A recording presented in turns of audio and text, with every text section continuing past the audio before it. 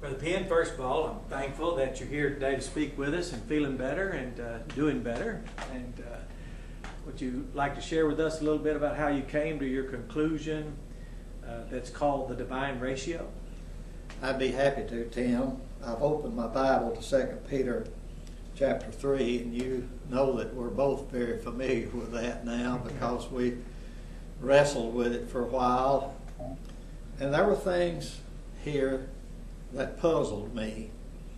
And I had preached through the book of 2 Peter, word by word, verse by verse, and I think that was my problem because I kept looking for context that was when the next verse or the three verses that preceded what I was looking at until I never grasped that the entire third chapter of 2 Peter has to do with people who are saying, where is this Christ you promised? Because he hadn't come and we really don't expect him to come. And I just flippantly read over Paul's, or rather Peter's admonition to them. Don't you remember what is written? And he quoted then, a day is 1,000 years, and 1,000 years is a day. And I thought, why would he say that's written? Well, you and I know it's written in a psalm also. That was written by the writer of Genesis, who happened to be Moses. That's right. Well, that intrigued me more. And so I decided I would read it until at least I'd find some clue that would send me into some prophecy that I'd have to unravel and find out perhaps what it meant. But when I read this, I thought, well, one day as 1,000 years. And the first thing that came to my mind was the millennial reign. And I thought then of the day of the Lord. And I thought, we've said that the day of the Lord and his kingdom very well mean the millennial reign. So I thought that's a little bit of help, but it doesn't answer what I'm really looking for. And then, because I had taught biblical figures of speech, and I taught hermeneutics, and I had thought they were important. I never studied books at the seminary that I didn't think that whoever was teaching it hadn't spent a lot of time and energy with it, and that it meant a great deal to them. You know that when you listen to Brother Vining, he was in love with the Greek language and Hebrew languages. These were men who had been taught by Guthrie and others, and they were intrigued, and they never lost an interest. It was when you asked them a question about something and they went to their Greek Bibles, they were enthusiastic and they wanted to share it with you. And I caught some of that.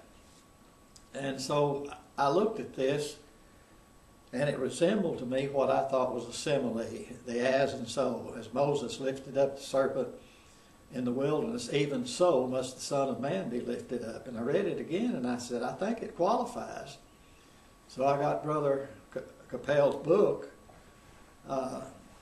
Figures of Speech, and when I got his book, then I realized that a simile is a very different kind of figure of speech. It doesn't have any sweetness to it. It doesn't take the barbs out of it. It just states one thing is a known biblical fact, and this is a known biblical fact. And so as and so, and that gave me confidence that you could look at this as a time that would help us understand some more about the Bible. And of course you remember when you came and we discussed it one morning, and we both sort of arrived at a conclusion, well, that solved the idea of Adam when God said to him, in the day that thou eatest thou shalt die. And that's when you turned your back on me and kind of sat down and wiped your forehead like, this is unbelievable. because now we understand that Adam died when he was 900 plus years. That's right. And there were many others. And so here a day is 1,000 years. It fit. And so I was excited about it, as you were. And when we began to look at it from many other ways, then we came up with some of these figures here, these statements here, that you can see on this board behind me. And it began to work. That's right. Because it told us about Noah, and 500-year-old, he's at middle age. Right. And then we began to just write some things on the board and came up with these figures here, which seemed to fit everything else. More than a coincidence. We could call it something other than we just have to accept it because the Bible says it. Right. And I never thought that much about it, to be quite frank with you, as being an answer to so many problems, but it did answer a lot of problems for me. Because the day of the Lord can be the millennial reign. And the age of these people, and then the destruction of the earth, all of this in 2 Peter. And the idea then, of course, that you mentioned, that the age of man after the flood, and how that his continual sin, without ever having a godly thought, created in them a dynamic that God didn't want on the other side of the flood. And so it decreased the longevity of a person's life on the earth down to around 100 years or so. And then, of course, 70 is 70. And I think we had an explanation for that. And be able to see the degeneration of man and his ability to serve God. At time became an issue. And I had never noticed this before. I have no idea why I noticed it. It just was there, and I saw it, and I'm glad that it answered questions for me, especially about the age of man in the Old Testament. That's always been a thorn in my flesh, that we were looking at 24-hour days, and it just wouldn't work. Right. He didn't die. And now I think that cleared up all those Methuselahs and a man that lived to be so many years, but never 1,000, Right. that we know of at least, in these generations. So it helped me so very much to answer that one problem.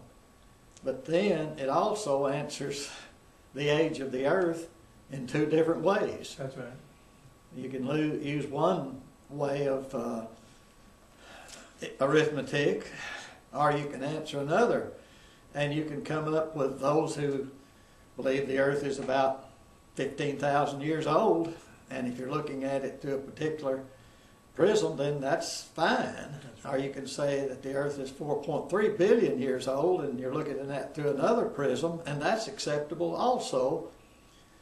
So I think it will end an argument that we've had about the young earth and old earth theories, that they are so contradictory that we have to deny one another fellowship. Right. And this, I hope, solved that issue, that if you want to apply this in a certain lunar days or whatever, and you come up with, well, the earth is 16,000 years old, I'm happy for you. But if you say, no, I'm an ancient earth person, I'm looking at the universe and I want to apply it with this ratio, then I can see that it's 4.8 million, over 4 billion years old. And we're using the same kind of formula. And I never thought of it as a divine ratio. And I don't know that it is, but I believe it is. Right. But I'm not going to say that it's, to me, it's the final statement, but I'm not going to require anyone else to believe it's a final statement. Right. But it does give us an opportunity to discuss this issue without being angry at one another and accusatory, to one another. And perhaps that's why, other than my own satisfaction and other places, my family and people who've tried to solve it, now they see it and appreciate it, that's really been my reward. And I appreciate you asking me to do this. Well, it was a joy, and the holistic approach in your hermeneutic allowed me and other researchers like Eddie to include all the information. We don't have to throw anything out based on this approach. And that's what we enjoy as researchers. We can just take a whole Bible and distinguish between the age of the earth and when did it begin to exist. And it's really a lot of freedom for us. Well, I think now that you can be a PhD in geography, or a PhD in mathematics, or a PhD in astronomy, and be a devout Christian and not have to apologize for something you can't explain. That's right. Because I believe the Bible teaches that the earth in its original creation was instant, and I don't know how long it was here before it became without form and void, but I know that's not the character nor nature of God. I know that God could have rebuilt it in a second, but He chose the 6 days and 1 day of rest. And that to me was not because God couldn't do it, but because He knew that there would be a man upon this earth. And that man would dress and keep the garden. And God set a pattern for him, which was 6 days shalt thou labor, a day of rest and worship. And that works good for humanity now. Yeah. And then He included it in the Decalogue, That's right. 10 Commandments. So that makes me think that this is a valid argument to look at, that it wasn't because it took God that long, because His nature just won't let you do that. That's right. But I think He set a pattern of how we should labor and rest. And that's the pattern that we generally follow today, at least in word, if not in deed. Right. And I know that 6 days of labor and 1 day of rest is good for the human race. Amen. And I believe that's why God did it. You saw me do it, you do it. It was an imitation thing. And we shouldn't have any qualms about imitating God. That's right. We know God doesn't get tired. That's right. He wasn't tired from all this and worn out and just, I have got to rest. That doesn't make any sense. If you assign to Him the Godhead, it just won't work. That's right. So I'm happy to look at it as a phenomenon that set a pattern for the human race after God created him and his wife Eve. Amen. Well, thank you very much, You're Dr. very Penn, welcome. for sharing this, and we're all encouraged by it. Thank you.